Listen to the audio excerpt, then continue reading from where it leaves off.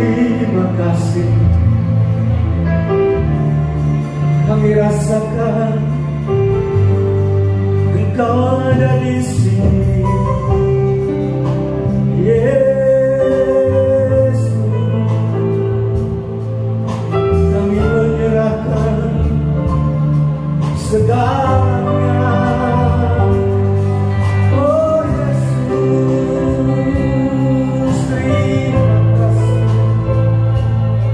terima kasih Tuhan. Kami bersyukur. Mari sebahagia, sebahagia. Ya hanya Engkau Yesus yang layak kami sembah. Hanya Engkau Tuhan. Oh, luar biasa kasih-Mu bagi kami, Yesus. Haleluya. Damai sejahtera, damai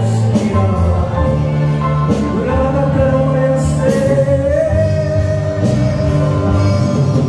Hanya Padamu kami menyembah, Yesus.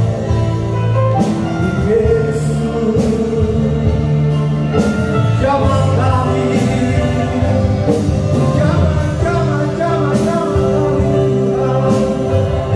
kami Yesus.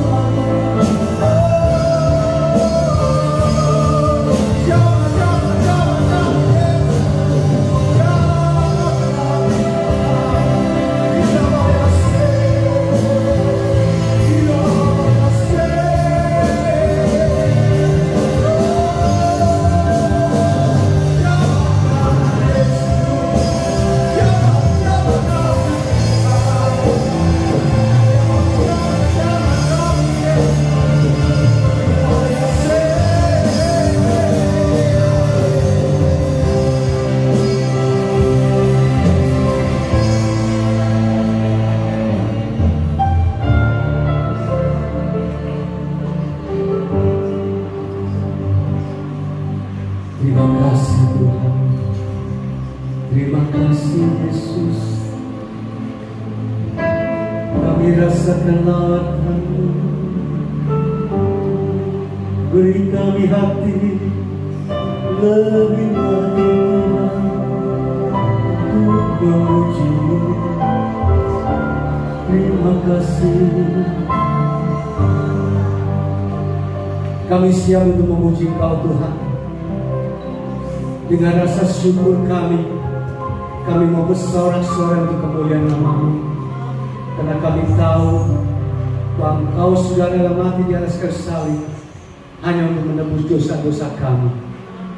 Melalui darah-Mu Tuhan ada kemenangan untuk kami. Melalui darah-Mu Tuhan yang Kau curahkan bagi kami, Engkau sembuhkan kami dari sakit penyakit kami. Engkau angkat segenap beban kami. Terima kasih Bapa, kami siap. Sungguh kami siap untuk memuji Engkau. Dan kami yakin kuasa Roh Kudus yang boleh mengurapi setiap kami dan menuntun kami. Terima kasih Bapa, di dalam nama Yesus yang siap memuji nama Tuhan, katakan bersama-sama. Amin. Oh ya Tuhan Yesus, kita sudah ditebus. Amin. Mari kita bersyukur dengan bersuka cita memuji namanya. Haleluya. Oh katakan Roh, kita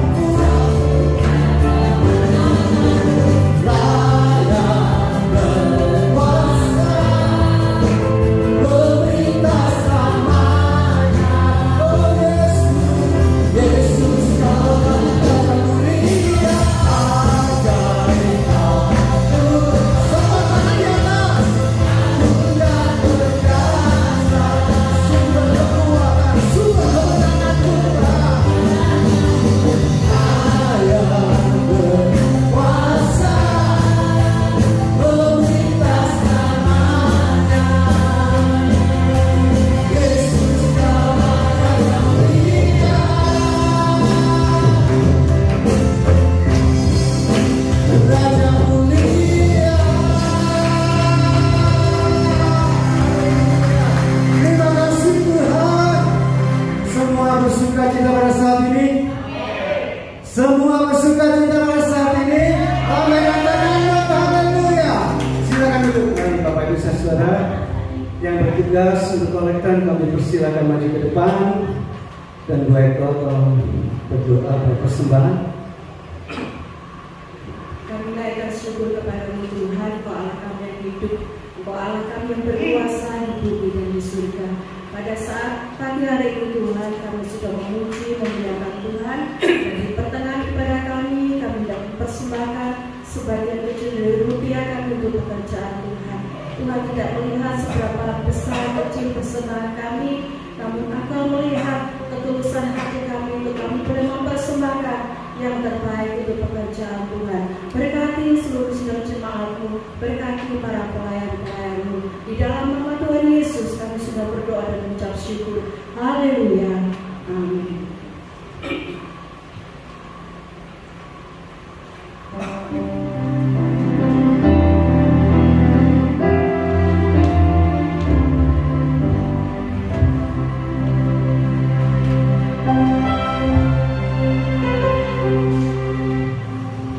Telah kulihat bukti kasih-Mu, Kau menderitakan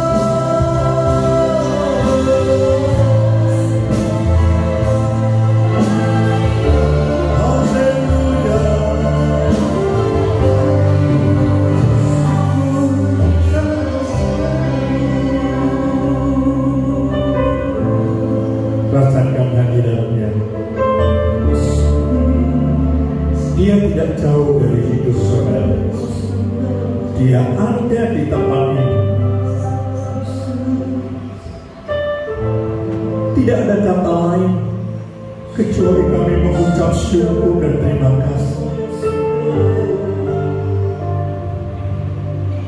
Bapa, kalau pagi ini kami ada di tempat ini dalam keadaan sehat walafiat, kami tahu itu bukan karena kuat dan gagah kami. Namun kami percaya ketika kami ada di tempat ini dalam keadaan sehat walafiat, itu karena kasih karunia yang Tuhan berikan dalam hidup kami. Sebab itu Tuhan, pagi hari ini kami mengucap syukur dan terima kasih kepada-Mu Tuhan. Di tengah-tengah dunia yang penuh dengan ketidakpastian,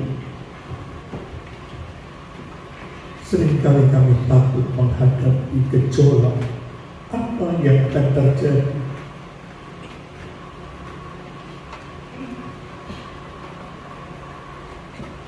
Pagi ini Tuhan, Engkau melihat keadaan jemaat Tuhan. Ada banyak orang yang mengalami ketakutan.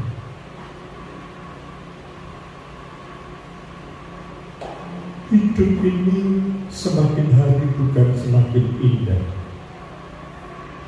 Hidup ini semakin hari semakin sulit. Kita diperhadapkan dengan kami dibebaskan dari segala persoalan hidup kami. Bahkan pulang dari tempat ini, kami menerima mujizat.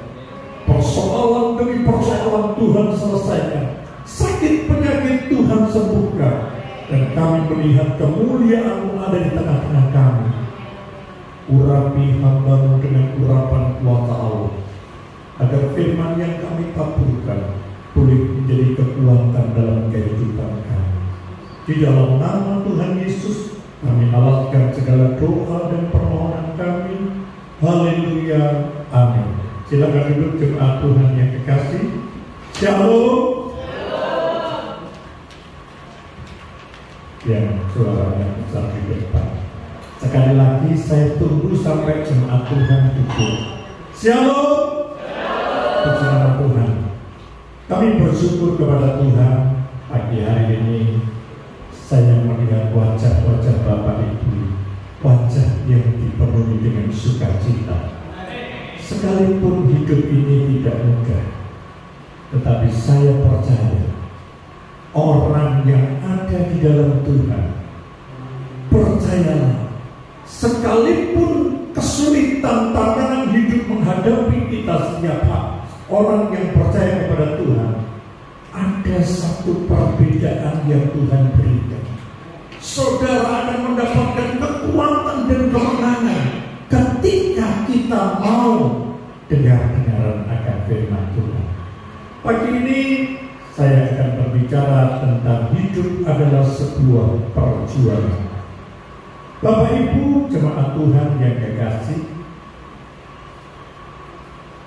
saya melihat 3 tahun terakhir ini setelah COVID, banyak orang yang berharap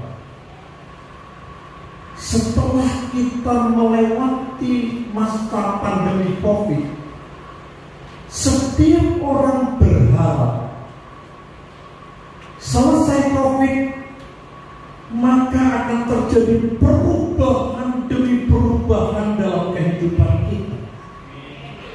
Tetapi kenyataan yang kita hadapi, selesai COVID bukan sesuatu harapan yang kita harapkan, tetapi tantangan, kesulitan silih berganti, dan sampai hari ini belum pernah ada jalan keluar.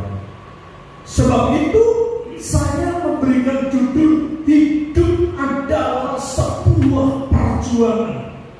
Bapak Ibu jemaat Tuhan yang kekasih, kalau kita tidak memperjuangkan hidup kita, saya nggak tahu apakah kita masih ada di tempat ini dalam keadaan sehat dan seger bugar.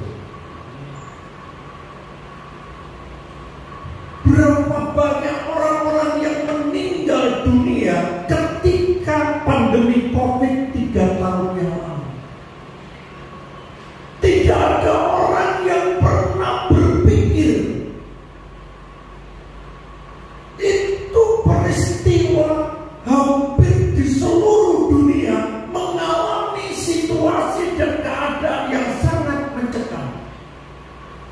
Kami bersyukur kepada Tuhan, Indonesia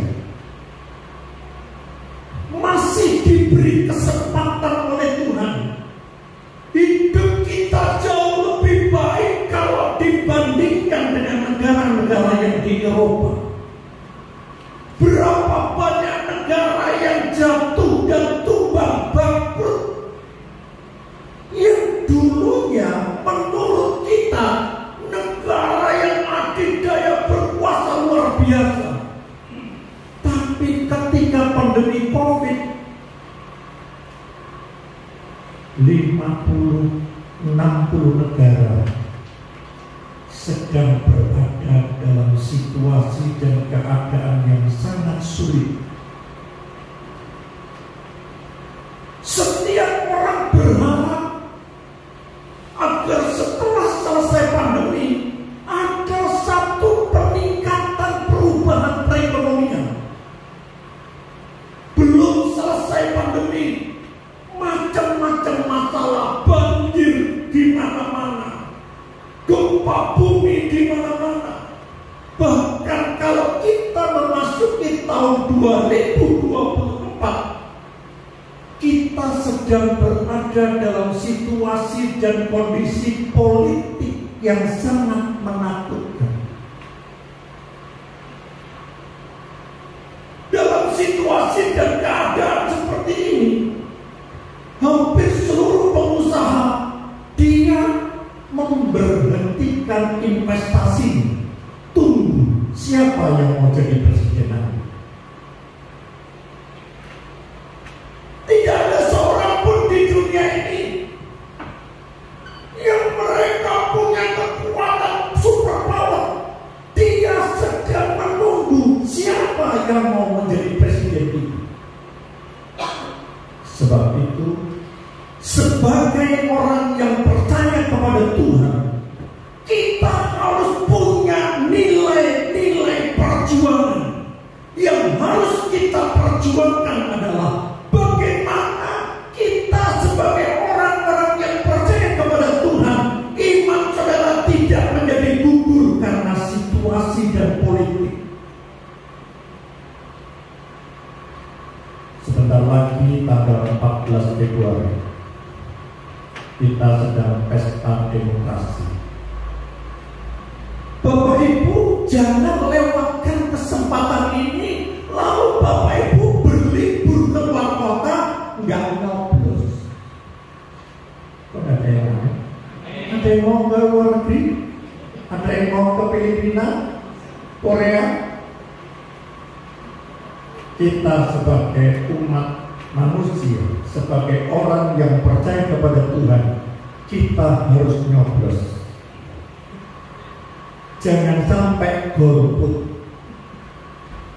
Satu suara sangat berharga dan sangat menentukan siapa yang menjadi pemimpin negara ini. Sebab itu Bapak Ibu harus ekstra hati-hati dalam memilih siapa presiden kita. Jangan kata orang, tapi kita harus melihat rekam jejak yang benar. Saya tidak masuk di politik. Saya langsung saja membaca dalam Yakobus 1 ayat yang ke-12.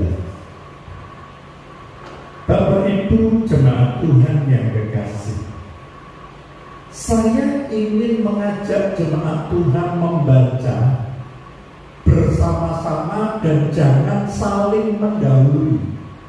Saya ingin melihat apakah jemaat ini punya rasa kebersamaan dan bersatu.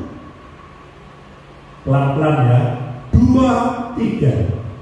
Berbahagia orang yang bertahan dalam pencobaan, sebab apabila ia sudah tahan uji, ia akan menerima mahkota kehidupan yang dijanjikan Allah kepada barang siapa yang mengasihi Dia. Bapak Ibu jemaat Tuhan yang kekasih, dalam pembacaan ayat ini saya bagi 3 kalimat. Yang pertama yang perlu Bapak Ibu perhatikan adalah orang yang bertahan dalam pencobaan. Jadi dikatakan berbahagialah orang yang bertahan. Saya garis bawahi kata bertahan. Ini bertahan dalam pencobaan. Itu yang pertama. Yang kedua, Bapak Ibu melihat dalam satu firman tadi orang yang tahan uji. Ingat-ingat ya.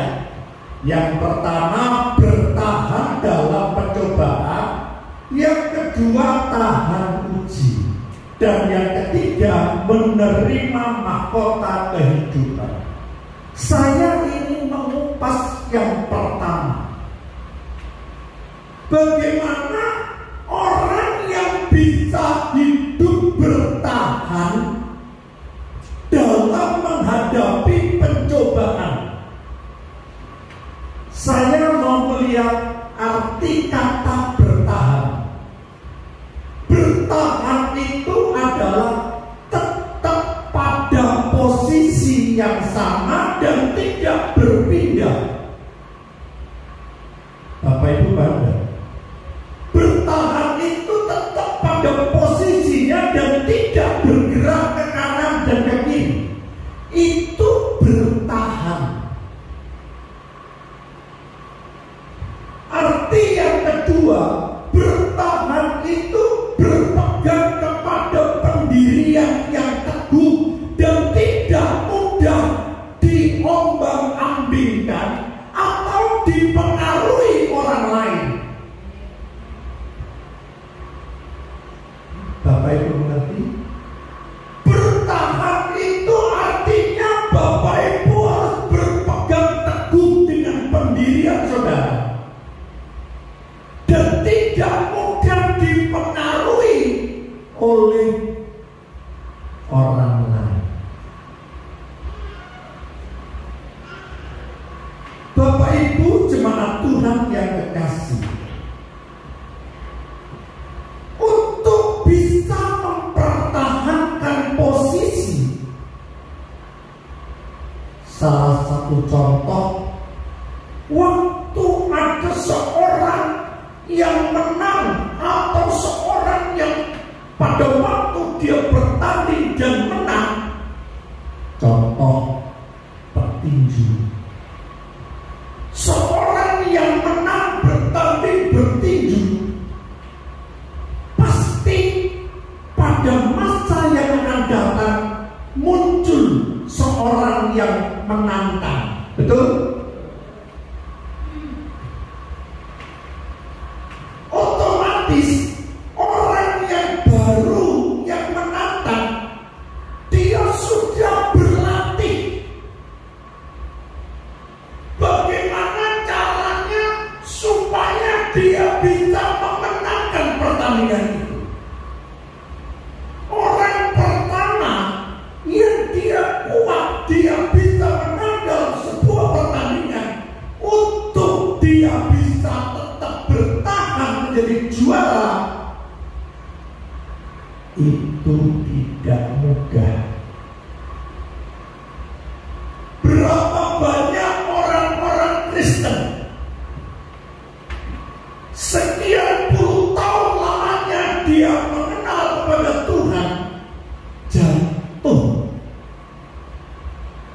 hanya karena dosa seksual. Berapa banyak para pendeta, para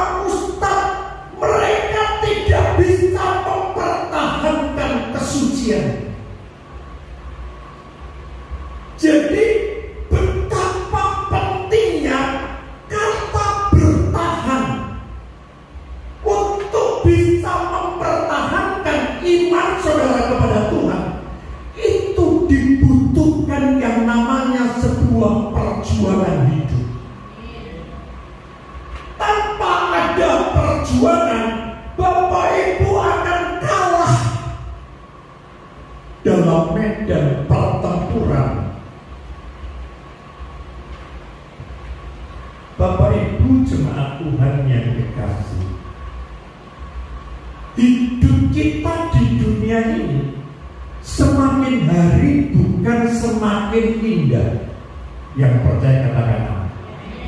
Semakin hari semakin sulit. Bahkan pada waktu itu Ayub dia berkata, hidup ini berat. Saya boleh toko beneran hidup ini berat. Hidup yang kita hidupi sekarang ini itu tidak semudah membalikkan tangan.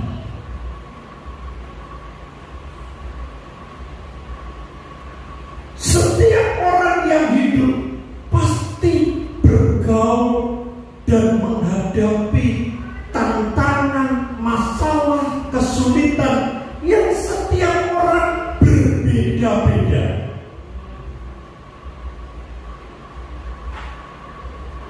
Ada orang yang berpikir, wah, kalau jadi orang kaya, duitnya banyak, nggak ada persoalan. Siapa bilang?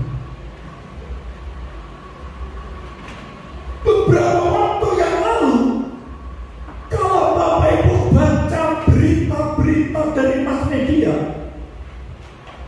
ada orang yang kaya luar biasa, bahkan dia sebagai seorang selebritis. Dia bunuh diri dari rumah yang mewah lantai 3. Saya mau tanya, di mana letak kekurangan harta dan keuangan? Kenapa orang yang punya duit bisa bunuh diri? Karena ada banyak persoalan dan dia tidak mampu menghadapi. Jadi Bapak Ibu jangan berpikir kalau kita punya duit banyak tidak ada persoalan. Apa mana sih duit tambah nemen? Bapak Ibu jangan tertawa. Ketok Bapak Ibu seger-buger keren saya ini gaul tanya di sini nggak ada di sana. Hidup ini harus diperjuangkan. Tanpa ada sebuah perjuangan, kita tidak mampu mengatasinya. Bagaimana kita bisa mengatasi kesulitan, tantangan, persoalan hidup? Bapak Ibu harus bisa menunjukkan sebuah prestasi hidup kita. Bagaimana kita mewujudkan iman kita harus lebih tangguh daripada kesulitan-kesulitan kita. Oh, teman telur sekarang sebelah ini. Bapak Ibu harus menjadi jemaat yang tangguh, kuat menghadapi semua persoalan. Bapak Ibu harus berjuang. Tanpa ada perjuangan, kita tidak bisa menikmati kemenangan hidup. Ada banyak orang berjuang mengalami banyak kegagalan. Bukan berarti Tuhan meninggalkan saudara dan saya, tapi ada waktu, ada proses yang harus kita lalui.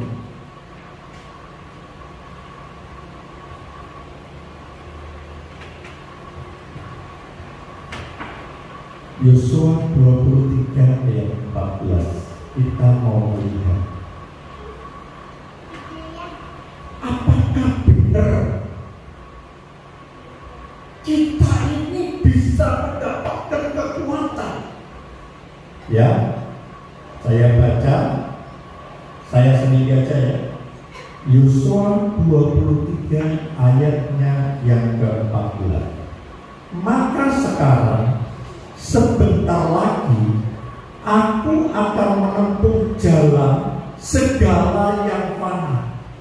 Sebab itu insyaflah dengan segenap hatimu dan segenap jiwamu, bahwa satu pun dari segala yang baik yang telah dijanjikan kepadamu oleh Tuhan Allahmu, perhatikan, tidak ada yang tidak dipenuhi.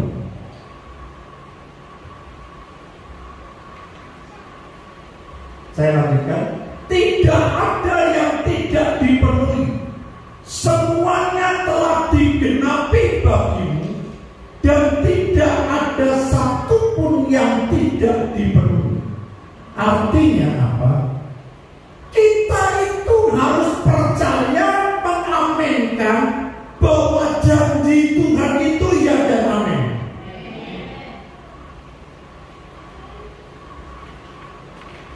Ketika Yosua dia melakukan segala perjuangan untuk masuk di tanah Kanaan, Yosua harus berjuang menghadapi 12 pengintai.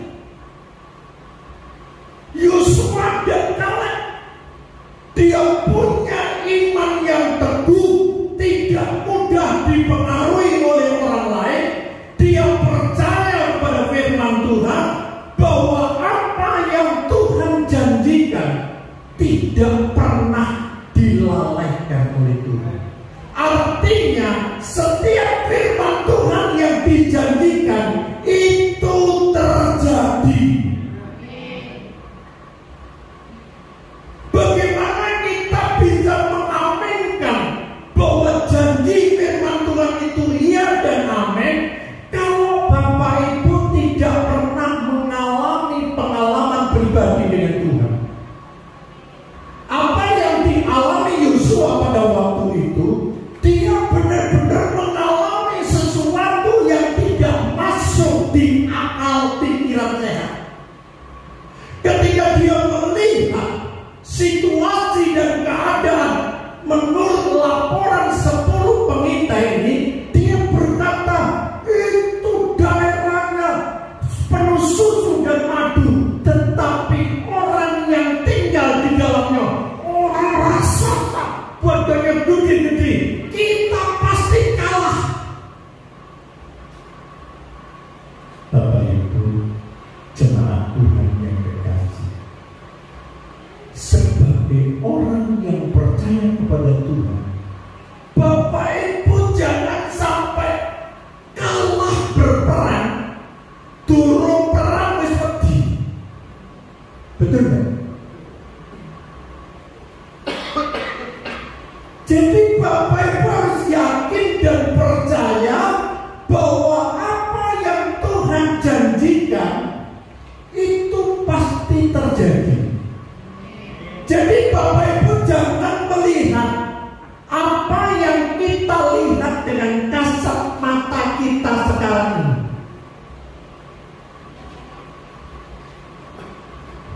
Kalau Bapak Ibu saat ini sedang diperhadapkan dengan sebuah masalah,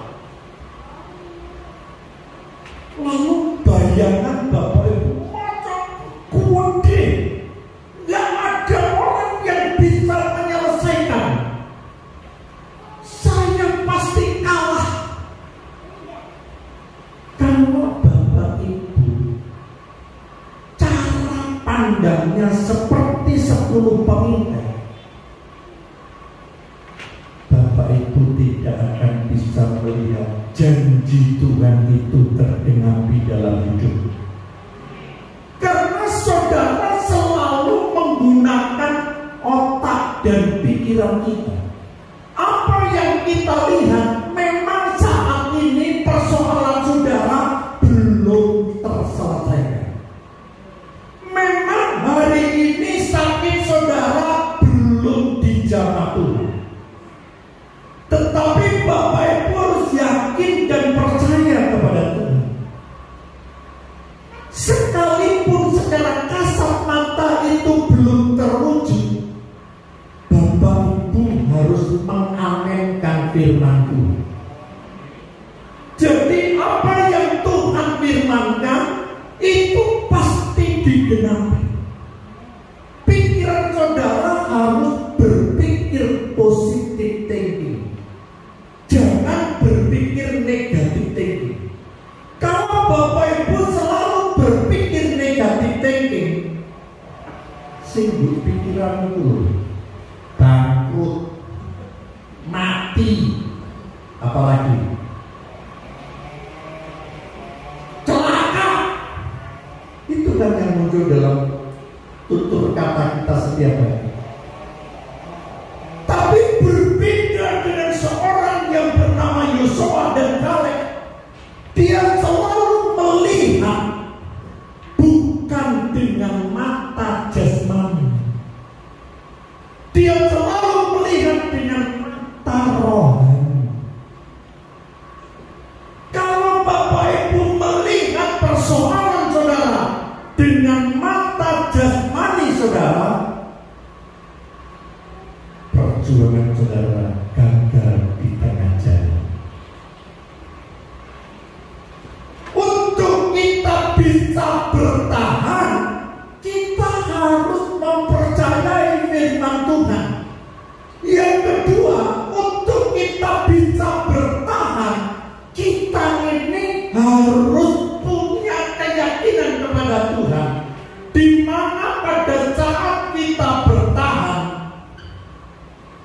Bapak Ibu harus punya iman yang kuat. Tanpa ada landasan iman yang kuat, Bapak Ibu tidak akan bisa melihat pertolongan Tuhan. Sebab itu jemaat Tuhan yang kekasih, kita melihat poin yang kedua, tahan uji. Tahan uji itu adalah benar-benar kita ini mampu mempertahankan posisi kita, tidak mudah menyerah. Kita buka dalam Kolose 2 ayat yang ke-7.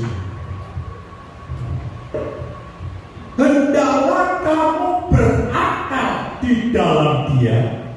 Saya garis bawahi, berakar di dalam Dia. Untuk kita bisa tahan uji, Bapak Ibu harus berakar di dalam Tuhan dan dibangun di atasnya. Yang kedua, hendaklah kamu bertambah teguh dalam iman yang telah diajarkan kepadamu.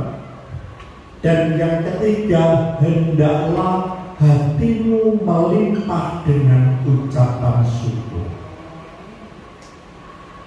Bapak Ibu, orang yang mampu bertahan, bahkan orang yang tahan uji, itu ibaratnya kita ini tahan banting. Betul? Tidak mudah menyerah. Bagaimana posisi sebagai orang yang percaya kepada Tuhan? Kita tetap tahan uji.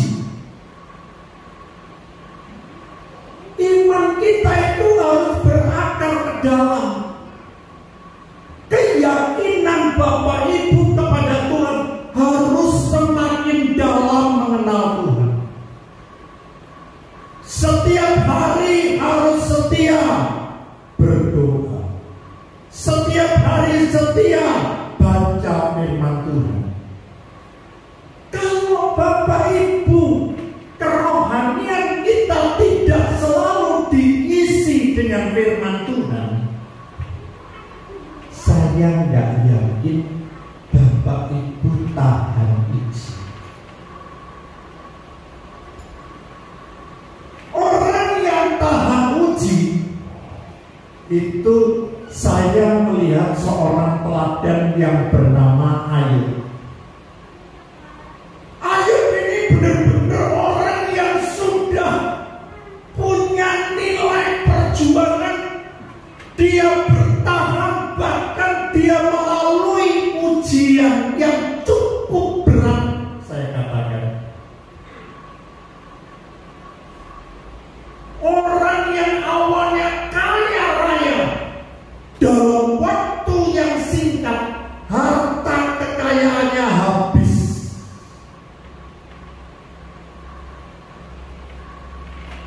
saat saya pernah melihat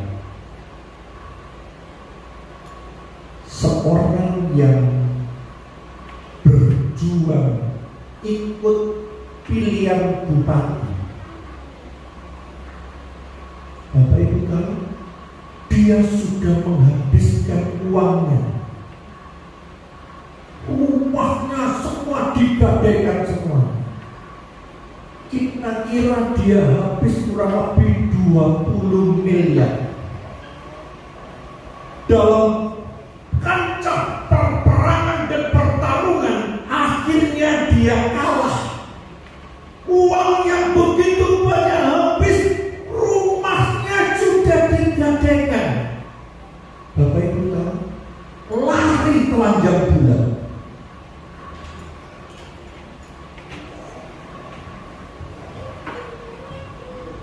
Tidak mampu menghadapi ujian, tidak mampu situasi yang menekan persoalan demi persoalan. Stres, depresi, gila. Saya tidak bisa membayangkan bagaimana seorang yang bernama Ayub hartanya habis. Bukan sampai di sini, 10 anak-anaknya mati semua.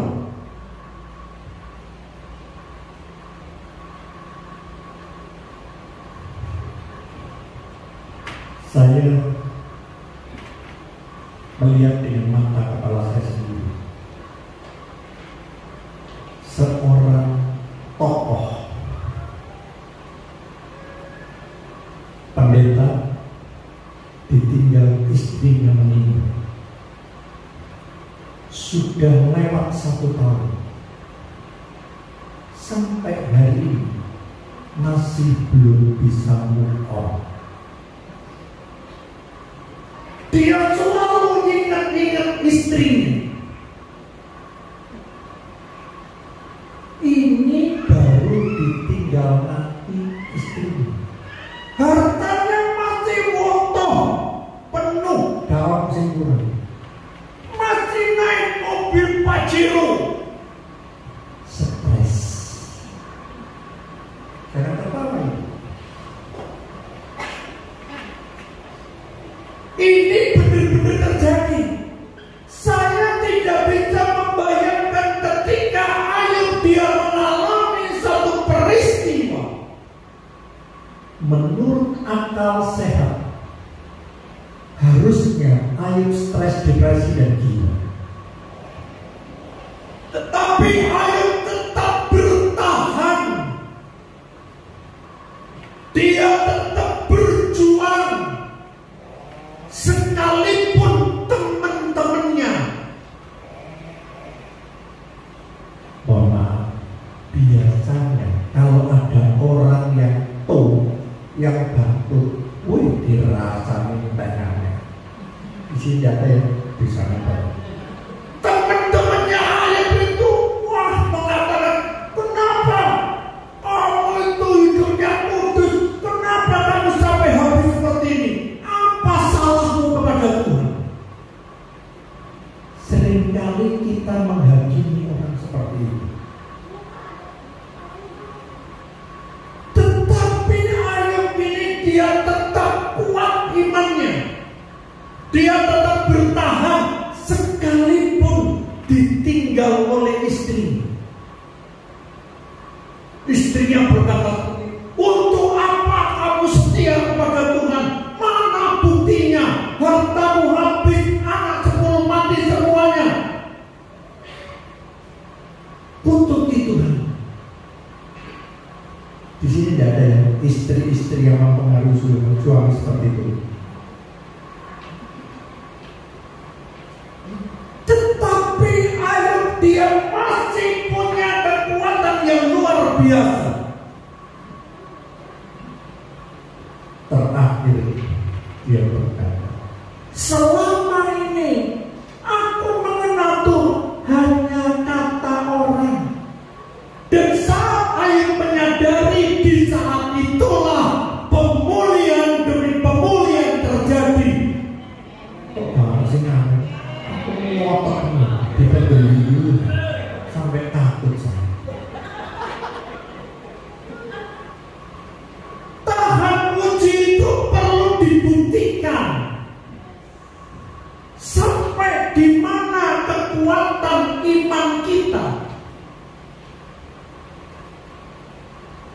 Kalau sebagai orang yang percaya kepada Tuhan, kita tidak tahan uji.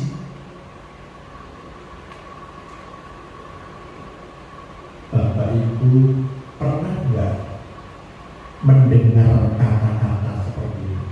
Wong itu diobong gak makan, dicelup banyu gak teles, dipik-pik gak gani. Betul? Dua berkepo.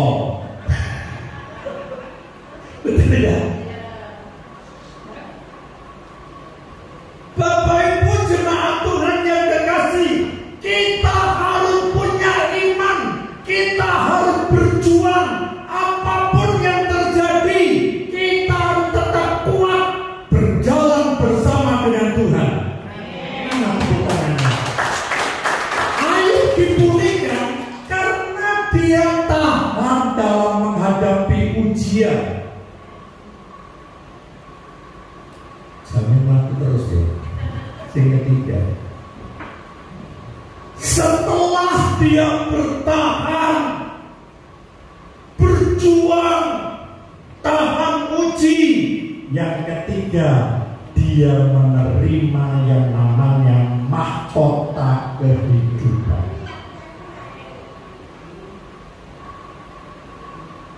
Kita buka dalam 2 Timotius 4 ayatnya yang ke-8. Sekarang telah tersedia bagiku mahkota kebenaran yang akan dikaruniakan kepadaku oleh Tuhan, Hakim yang adil, dan pada harinya, tetapi bukan hanya kepadaku, melainkan juga kepada semua orang yang merindukan kedatangannya. Saya sambung ayat Korintus 1 Korintus ayat ke-9 pasal 24 ayat 24, 1 Korintus 9 24 dan 25. Tidak tahukah kamu bahwa dalam gelanggang pertandingan semua peserta turut berlari, tetapi bahwa hanya satu orang saja yang mendapatkan hadiah. Karena itu larilah begitu rupa sehingga kamu memperolehnya. 25. Tiap-tiap orang yang turut mengambil bagian dalam pertandingan menguasai dirinya dalam segala hal. Saya garis bawahi, menguasai dirinya dalam segala hal. Mereka berbuat demikian untuk memperoleh suatu mahkota yang fana, tetapi kita memperoleh suatu mahkota yang abadi. Bapak Ibu jemaat Tuhan yang kekasih, dari pembacaan ayat tadi itu, dalam sebuah pertandingan yang menang cuma satu orang. Betul nggak? Kalau ngomong 10 terus 10 berarti juara semua. Yang menang cuma satu orang. Dalam sebuah pertandingan itu semua mempersiapkan dirinya, melatih dirinya, menguasai dirinya untuk bisa mendapatkan sebuah kemenangan. Jadi untuk mendapatkan mahkota, untuk mendapatkan hadiah, dibutuhkan yang pertama, kita tetap bisa bertahan dalam pencobaan. Yang kedua, kita itu harus tahan ujian. Jadi kalau sekarang Bapak Ibu berdoa dan doamu belum dijawab Tuhan, itu artinya dalam proses melalui ujian. Kalau dalam proses ujian, ketika air dipulihkan Tuhan, itu bukan dalam waktu 1 hari 1 minggu. Butuh yang namanya proses waktu. Di saat kita menghadapi proses, Bapak Ibu harus kuat. Lemes kabeh. Dalam menghadapi situasi dan keadaan sulit, Bapak Ibu harus kuat. Jawabannya tak kuat ya Pak. Kekuatan itu tergantung bagaimana caranya kita ini menghadapi setiap persoalan. Kalau cara pandang saudara berbeda, hasilnya juga berbeda. Tapi kalau cara pandang saudara positif thinking, hasilnya juga positif thinking. Sekalipun sekarang ini secara kasat mata Bapak Ibu belum kelihatan jalan keluar. Sekalipun Bapak Ibu belum menerima hadiah mahkota kehidupan, Bapak Ibu harus yakin dan percaya, seolah-olah Bapak Ibu sudah menerima mahkota kehidupan. Iya apa sih Pak? Wong baru ketok lak mimpi ku jenenge. Justru iman itu yang belum kelihatan kasat mata harus kita aminkan dalam hidup kita. Kalau Bapak Ibu percaya kepada Tuhan lalu bertanya mana buktinya, itu namanya bukan Kalau Bapak Ibu percaya kepada Tuhan, Bapak Ibu harus melakukan 3 hal tadi. Ada yang apa? Satu,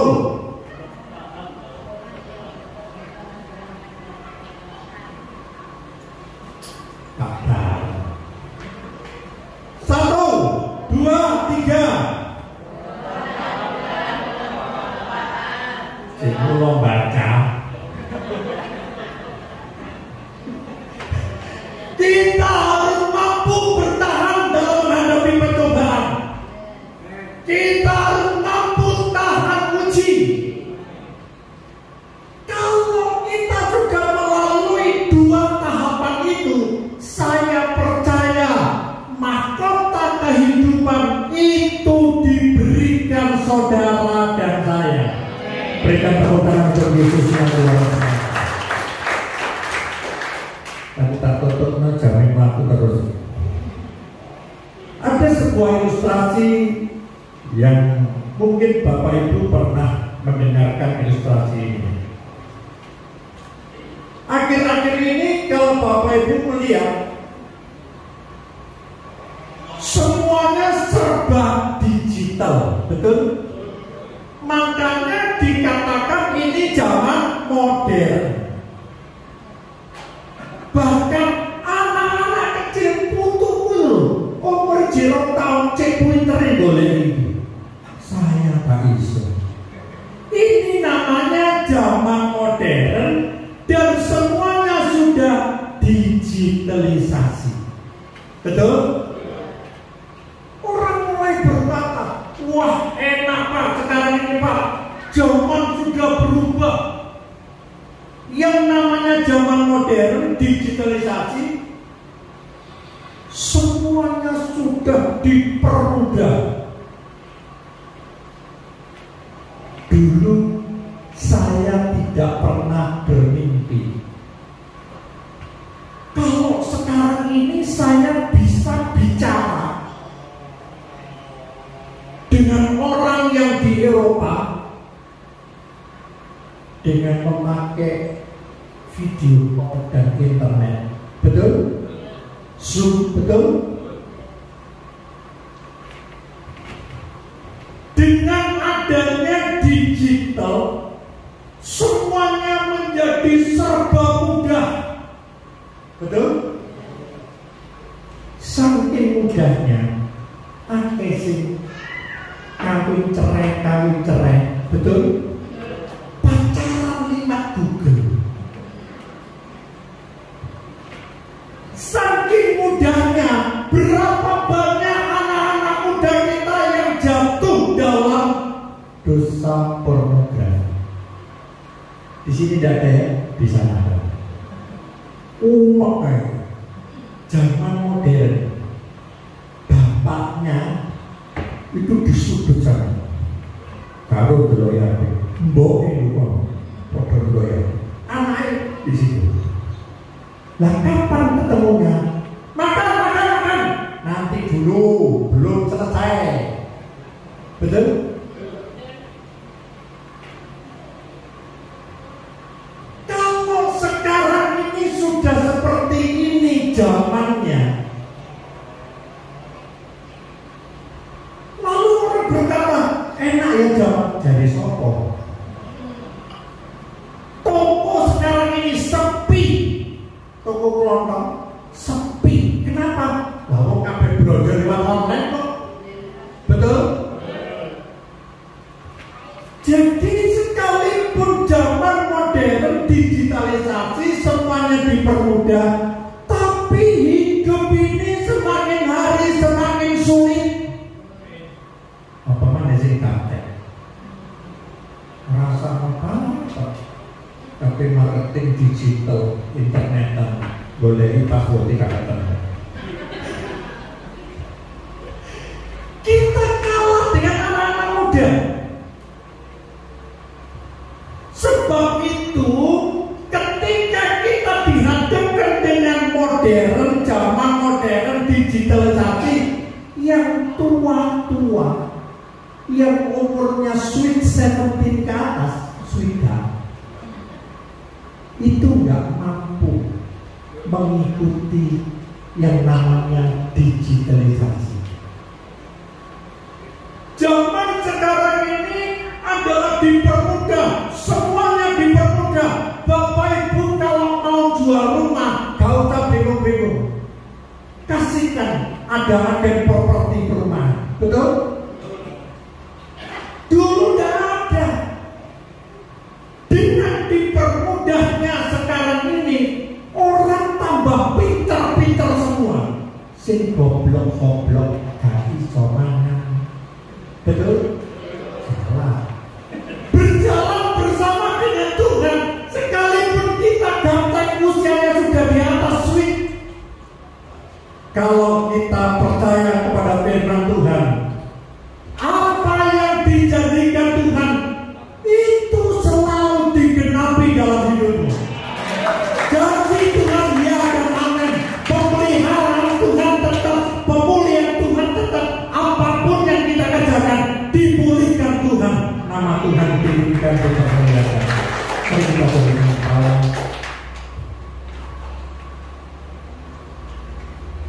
Kita akan masuk dalam sebuah sakramen perjamuan.